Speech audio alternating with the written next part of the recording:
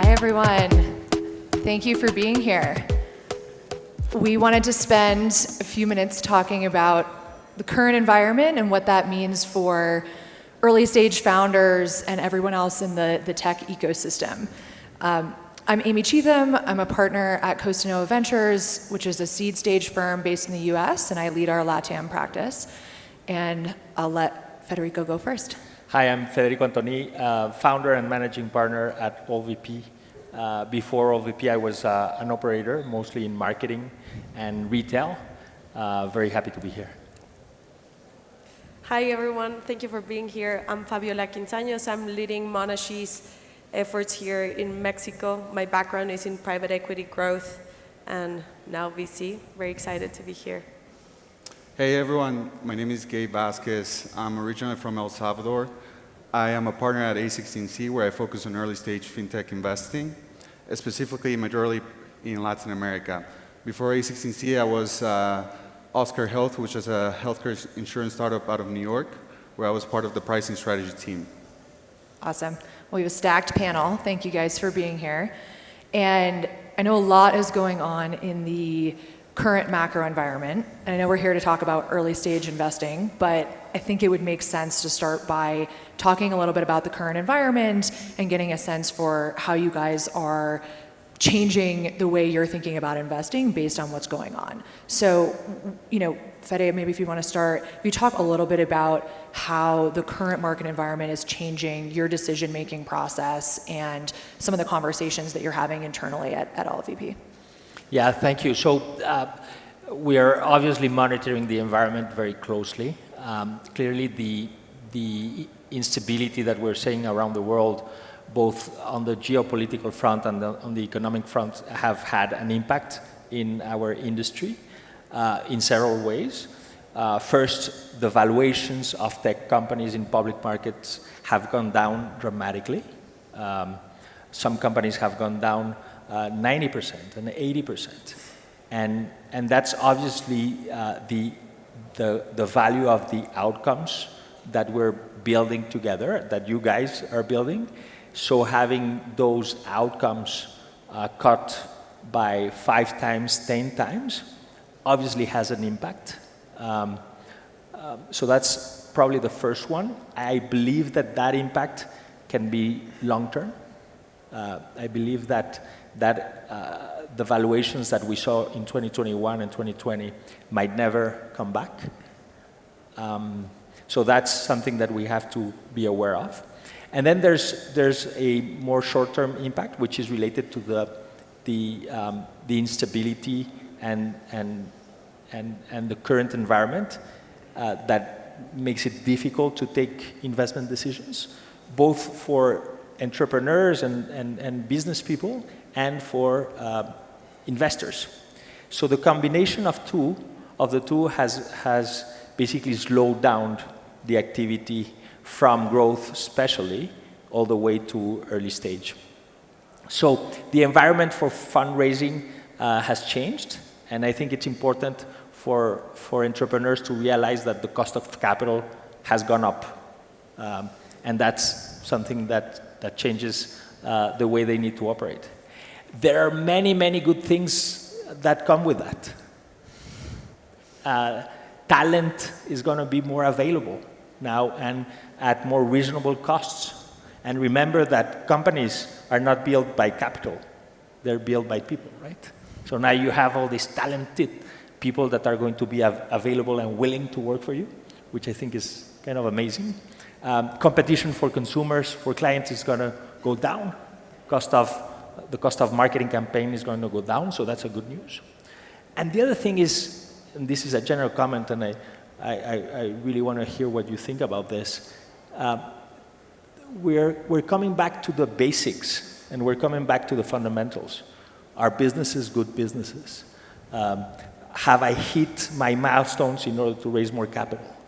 Am I hiring the right people, or am I building the right organization for the future? So that phenomena of going back to basic, I think is going to be very good. So I'm cautiously optimistic. Well, I hope none of my LPs are in the room to hear that the valuations from 2021 are never coming back. But aside from that, that's super helpful. Would you guys add anything to that of what you're seeing, maybe more specific to the fintech market? Yeah, I think there's a part to the fintech side that, our team recently just shared a report that did analysis on public markets.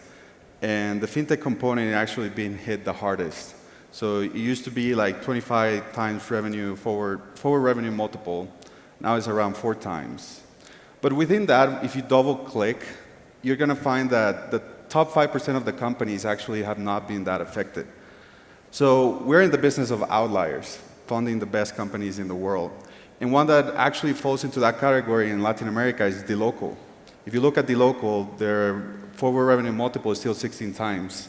Still barely down from IPO, 6%, compared to companies like Toast that the American VCs so much glorify, and down 80%. So I think that there's a big opportunity for the outliers in the market, and we're pretty much business as usual. I think something has changed in our strategy is that in the past 8 months, we have focused a lot in seed and pre-seed investments in Latin America because we thought that the markets was actually really expensive. But now there's going to be amazing opportunities at Series A's and Series B's for us to back the category leaders. And the last point that I just want to say is that we're very excited about bootstrap companies. I think there's this quote from this Formula One driver, Ayrton Senna, that says that in a rainy day, in a sunny day you cannot pass 15 cars, but in a rainy day you can. Sorry, I got all confused. But I think the bootstrap companies actually talking about fundamentals. There's a lot of companies that didn't have access to capital, didn't look like venture-backed companies. And if you actually give them access to the capital and the resources, I think they can do extremely well. So we're very, very excited about that. And actually, just like similar to A16Z, like at Monashis, we have not changed the pace. We are, of course, super aware of what's going on in the public markets, but as early stage investors, this is a long-term game. And we continue to believe that the fundamentals are there. And of course, in fintech, right? Like more specifically in fintech, the problems and the fundamental problems continue to exist, and with that, opportunities. And of course, similar to what Federico said, like, yes, this is a difficult moment, but it will be a moment of opportunities. Like looking back to the 2007 crisis, great companies were founded right after that, like Stripe, Airbnb, DoorDash. So this is also a moment for opportunity, and we continue to be very excited about the market, specifically in Mexico, in fintech. And do you guys think that Latin America has been a place that's experienced high inflation, high interest rates, a lot of this volatility, especially over the last 20 years? Maybe sticking with you, like, do you think there is a benefit that this region has because they've been through this before and they've solved these problems before? Like, how does that impact your thinking on the opportunity in Latin America? No, for sure. And specifically, like Monashis started in Brazil, and Brazil has lived through many cycles. In Mexico, we've gone through many cycles as well. I think it's just a matter on how you look at opportunities, and that's how you change it. No? Like, for example, right now, lending businesses, like pure lending, we are being more cautious in terms of understanding how interest rates will impact it. But then you have like an opportunity to diversify your product base and it not be an only lending business. So I think it's a way how you customize the way you look at opportunities considering the region's macroeconomics and dynamics. Yeah, I think something about Latin America is that these are commodity-driven economies, right? So this is actually something that is beneficial for this economy. So I think we're going to actually have a lot of surprises third quarter and fourth quarter where some of the best startups are going to continue to have the same growth. A lot of people just relate the U.S. economy to the rest of the world, and they think that what impacts the U.S. impacts the rest of the world. So I actually think we're going to get a lot of surprises, like good surprises in Latin America because of that. So just wanted to add that. And you can see that in the public markets, like ETFs in Latin America are up year over year. The U.S. is down, right? So I think that is one view that we have, and that's why we're still very bullish in the region. Yeah, I believe that we have to hold two ideas that are contradictory in our minds. One is that there is indeed a venture capital correction out there that is happening. And the other one is that the opportunities in Latin America, as Fabiola said, are amazing. The problems have not disappeared, and the potential of technology solving them definitely has not disappeared either. So it's almost like good quality startups, good quality teams are going to be more valued today, and that's great news if you're that kind of company. So I'm pretty optimistic about that part, of course. Yeah. Maybe switching gears a little bit, because I think this is really helpful to understand how the macro environment is impacting generally how you guys are thinking. What conversations are you having with current portfolio companies and founders in your networks about what it's like to be an early stage founder right now? And maybe two parts to the question. One is, a current founder that's not raising, but what about a founder that is raising capital right now? And how should they be thinking through approaching the capital markets? I guess I'll go first. So a couple of things, one thing that we tell our early stage founders is that if you're pre-market market product fit or product market fit, you have to prioritize to do that. A lot of startups just die before you even do that. So if you slow down and you're like, I want to be conservative, I want to save a little bit of cash, and you're in that stage, you're going to be not impressive. And then people are going to look at your deck, you're growing 5% month over month, and everyone's going to be like, this is an okay company. The best founders actually teach VCs that you can build the future. So if you can do that and show that through product market fit, it's actually very, very important. If you're approaching the market right now, it's actually a very difficult time. You have to be flexible and you have to survive. And that's what we tell our portfolio companies. What happened 6 months ago, what happened 3 months ago, it's just not the same scenario anymore. So you just have to be very flexible and make sure that you survive this period and you're able to accommodate that. So, I don't know. Yeah, I believe that short term, the priority should be to survival. So any company should think about their runway and extend it as much as possible. That can be done either by doing extension rounds and raising more capital or reducing expenses. And that's always hard. It's easy for investors to say to founders to reduce their expenses, but that means you have to lay off people. And that has to be done because survival is paramount, right? On the long term, I think that there is a nuance in businesses that are relevant right now.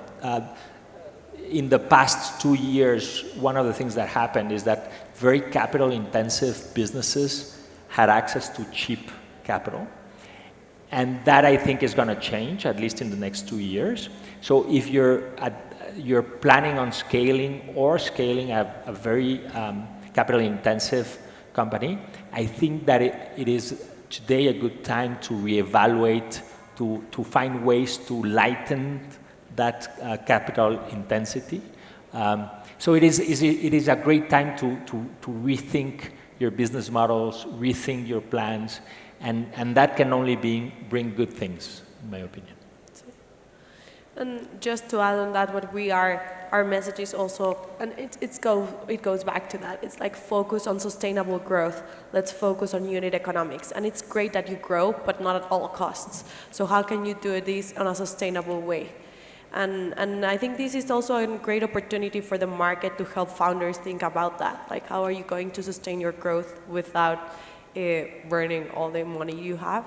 So I think Fabiola's point is very relevant because as investors, I think we didn't do our job well enough in the past 2 years, at least a majority of us, and that includes obviously me. We were pushing founders and teams to grow as fast as possible, to raise as much capital as possible, and I think we dropped the ball. So it is definitely on us, partly on us, the fact that we lost discipline and we lost the eye on the business fundamentals. So that's a great point, Fabiola. See, and it's a two-way thing. It's investor Exactly. founder, so Absolutely. we both have a part on that. Yeah, hearing you guys talk about that, I think it does make me a little uncomfortable, right, as a VC, because I think you think about the last 2 years and the craziness that was happening in the market to get into these great companies. And you're right, maybe we don't return to some of those valuations, and now capital isn't as cheap. What, if you're a founder raising right now, the advice that at least we at Costanoa have been giving out is, if you are beyond seed stage and you can wait to raise a few months, we've been encouraging founders to wait because we don't know what the market holds going forward. What's your reaction to that? What have you guys been messaging to founders? Obviously, not every founder can just pause their fundraise plans. And so how do you make the best of the situation if this is a time where you have to raise? Yeah, I mean, we obviously have scenarios where companies have to raise in this environment at the growth stage, and this is extremely difficult. Part of my old role at A16C was to manage the capital network, and that meant contacting LPs in Russia, right, to get this access to capital. So going above and beyond, because this is where we are in the market. At this point, you want these companies to survive and to have enough capital, and that means that you're probably not going to be able to raise from your dream VC, but at the end of the day, if you IPO, it doesn't matter who is in your cap table.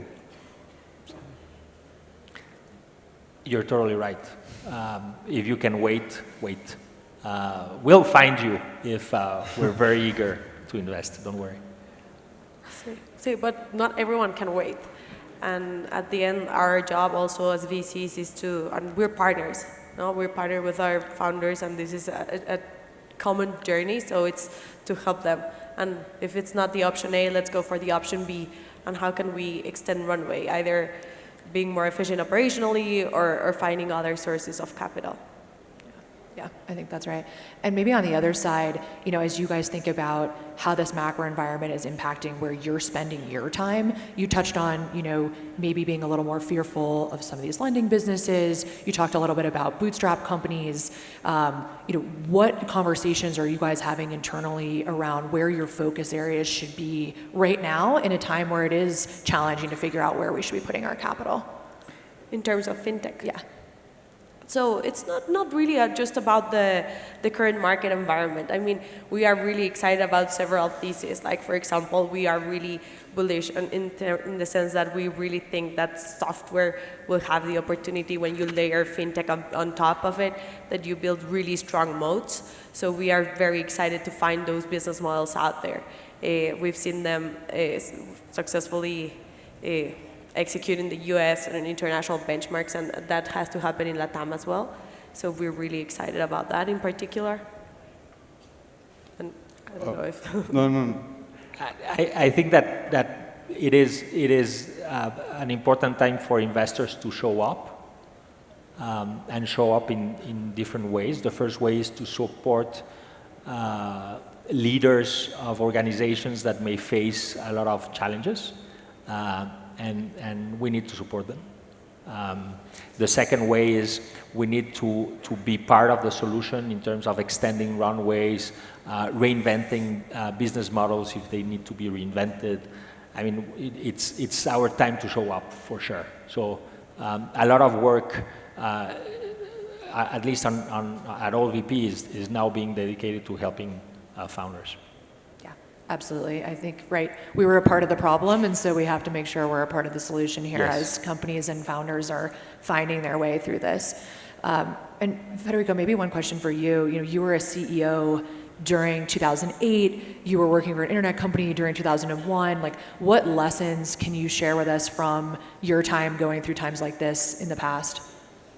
So the first one is from I used to work at Submarino. I was a CMO of Submarino Mexico, which is a Brazilian e-commerce, and I got fired when the internet bubble burst, and that led me to do an MBA, and it changed my life very, very positively. So being fired or failing is okay. So that's the first lesson, and maybe it brings awesome things. In my case, it did. In 2007 and 2008, that was a big challenge, and it was very, very hard for me. And I think one of the learnings from restructuring my company and firing dozens of people, I think one of the big learnings is that even if you try hard, even if you do your best, sometimes you You basically cannot make it work, and it's okay. And that is what I tell our entrepreneurs every day. It's okay. It's just working hard, doing what's best for the employees, doing what's best for the clients, doing what's best for the investors. And if at the end of the day it doesn't work, it's okay. That's what I tell them. Yeah. On that very uplifting note, I think we're going to take some questions from the audience.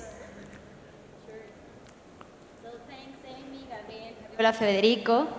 Sin duda es muy interesante ver cómo esta travesía fintech que inició en Latinoamérica hace algunos años ya está otorgando pues inversiones, pero también atención por parte de capital extranjero, y eso de alguna manera está marcando esta ruta de competencia entre inversores locales, pero también internacionales. Ahora las preguntas, por favor, de la audiencia. Moris. Sí, y desde luego las capacidades de todo emprendedor, especialmente en la industria fintech, el saber pivotear y validar constantemente su modelo de negocio, pues es algo clave para las VCs. Let's go for the first question. What is your view, the VC view, on fintech on Central America and the Caribbean? Is it an attractive region? Gabriel, please. No, obviously, like as a Central America, I'm super bullish. I think Hugo did it's a great example of a company, right, that started as like a copycat of what was Rappi, but had to consider everything, had a successful exit. And I think that's just the start. I think Central America is an untapped market. The hard thing about fintech is that you have to aggregate all of these countries to make it really relevant. And I don't know if we have the regulation that is incentivizing technology yet. What happens in Central America is that it's very sad is that it's dominated by oligopolies. It's like 12 families that control the entire economy. And that's something I'm actually trying to, in the future, fight against with. So I think it really depends on the support that we can get from regulators. But I'm very excited to see the ecosystem growing. And I think it's going to take time, but eventually we will have amazing outcomes. Thank you. Thank you. Second question. What are your thoughts about the phrase, every company will be a fintech? I don't know. Anna? Amy, Fabiola? You want me to take that? Yeah. Sure. I mean, I think it's a little bit facetious personally, but I think this idea that Fabiola actually brought up earlier of software companies embedding financial solutions, we're already seeing that, and I see no sign that that's going to slow down. I also think that during this downturn where there are a lot of companies struggling to figure out how to monetize, layering in a fintech solution is one of the simplest and fastest ways to do that. So I don't know that I believe that every company will have it, but I think we will continue to see an acceleration. Sure. I totally agree. Also, we had similarly e-commerce disrupted retail. We had the privilege of investing in several B2B marketplaces. Mm-hmm. Now is the time when you have to embed the fintech layer, and it's an opportunity to build the rails. So for sure, I agree. It's not not every company, but it's definitely a huge opportunity. One thing that I wanted to add to that, so if you look at Mercado Libre, right? Now Mercado Pago is a larger portion of their business, but not every company has the option to build that in-house because of capital. So I think, to your point, right, I think that we're seeing this trend, but I do think that that's going to accelerate over time. But you do need regulation. Like Brazil has actually a clear regulation. In Mexico, it's really hard to execute that. Super. So I think it really depends on the country that you operate in that you can see as proud of embedded finance solution. Absolutely. Great. Thank you very much. Thank you Fuerte very aplauso, much. por favor. Thank you very much.